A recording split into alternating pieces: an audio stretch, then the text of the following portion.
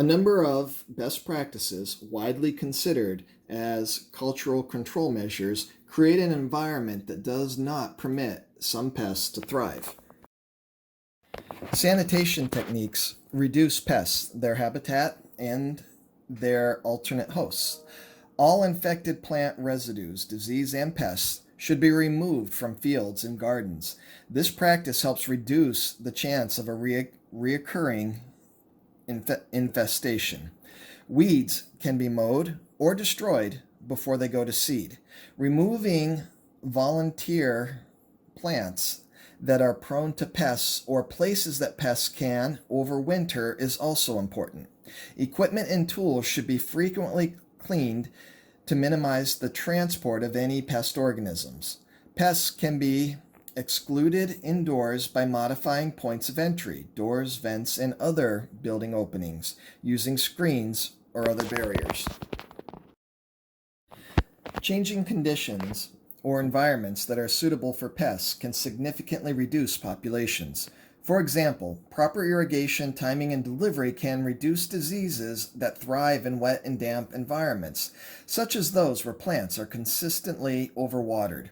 Irrigation water should also be free of any pathogenic organisms. Removing their sources of food, water, and shelter will lessen the pest's ability to survive. For example, not planting gooseberries or currants, which serve as an alternate host for white pine blister rust, can reduce the risk of white pines becoming infected.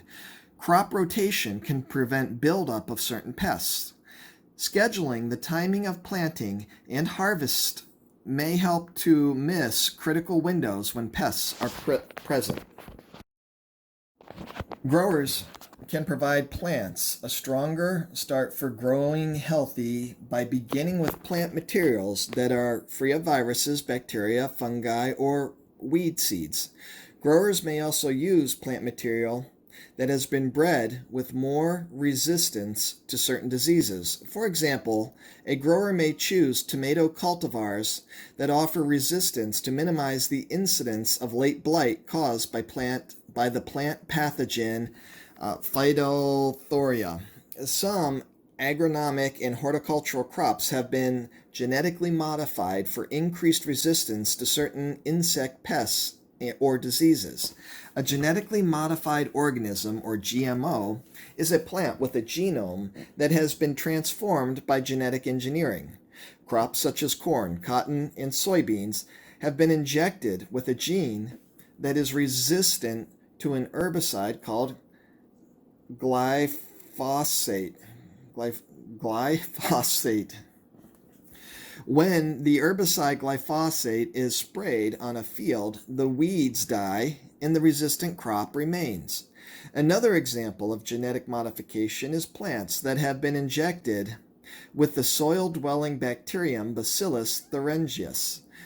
BT, or Bacillus thuringiensis, acts as a pesticide toward any predation by insects. In some plants, the genes are turned on or silenced to promote resistance to a particular pest. In recent years, a challenge to some of these crops has been the development of resistance by the pest organisms.